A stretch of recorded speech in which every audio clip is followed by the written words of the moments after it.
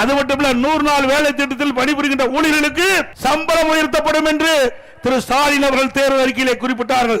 சம்பளத்தை உயர்த்தினாங்களாமா? சம்பளத்தை உயர்த்தாட்டியும் பரவாயில்ல, அந்த 100 நாள் வேலை திட்டத்தை கூட முழுமையாக அந்த மக்களுக்கு கொடுக்காத அரசு அதிமுக அரசாங்கம். ஆனால் அதிமுக அரசு வந்த பிறகு 125 நாட்களை 150 உயர்த்தப்படும். அவர்களுக்கு ஊதியம் உயர்த்தி வழங்கப்படும். தடையில்லாமல் அவர்களுக்கு பணி வழங்கப்படும். இது அதிமுகவுடைய லட்சியம். ஆனால் திராவிட முன்னேற்ற கழகம் தேர்தல் நேரத்தில் கொடுக்கப்பட்ட வாக்குறுதி எதுவுமே முழுமையாக நிறைவேற்றப்படவில்லை. சிந்தித்து பாருங்கள். வேண்டுமென்றே திட்டமிட்டு 100 நாள் வேலை திட்டத்தில் பணிபுரிகின்ற ஊழியர்களுக்கு ஒரு தவறான அவதூறு பிரச்சாரத்தை பரப்புகிறார்.